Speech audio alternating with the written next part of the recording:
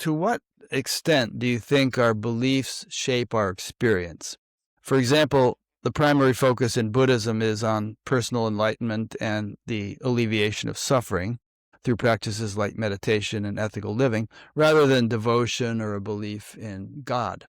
Do you think that if that's one's training and upbringing, then one is less likely to arrive at some kind of experience of God or devotion to God or something than if one grows up in a tradition where that kind of thing is emphasized? So I will agree. We have this word in Sanskrit, you may know it's samskaras, which means Right. like impressions. So we can receive whether material samskaras or spiritual samskaras as well. So different mystical traditions will have their own imaginarium, so to say, their own way of conceiving the divine, conceiving reality.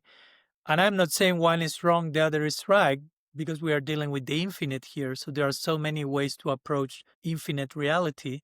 But I will say that in general, what we see is that if you are brought up in a certain tradition with a certain conception of the divine and certain, I wouldn't say even beliefs, though we can call them such, until they become experiences, hopefully. So probably your experience eventually will match the, I will call the conceptual orientation you receive in that particular tradition, or the certain emphasis that is done. Like we may have traditions who emphasize more a monistic focus, like in my conversation with Swami Medananda, we were talking about Brahman and Bhagavan. So if your tradition, the main emphasis is like non-differentiated fusion in Brahman, so to say, probably if you have been receiving those samskars and that education, your experience will tend in that direction. And if you receive a more devotional, personalistic formation, you may tend to conceive and experience reality in that way. I wouldn't say that that's a limiting thing. It's just a matter of samskars and choice. Because again, in eternity,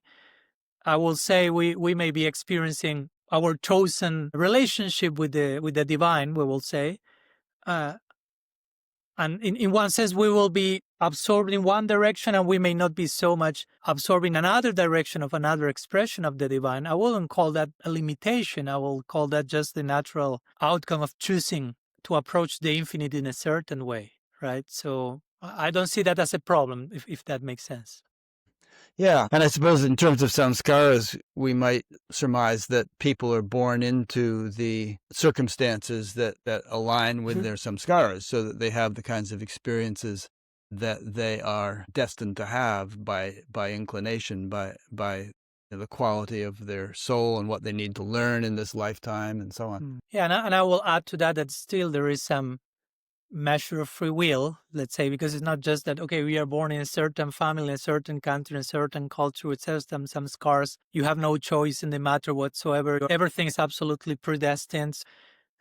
Maybe that's another conversation, free will, but we do believe in that. So Sure. Still, even if I have some scars, some acquired nature, some tendencies surrounded by some environment, I still have some a degree of free choice and opening myself to other samskars to enter into the picture and to affect my trajectory in different ways.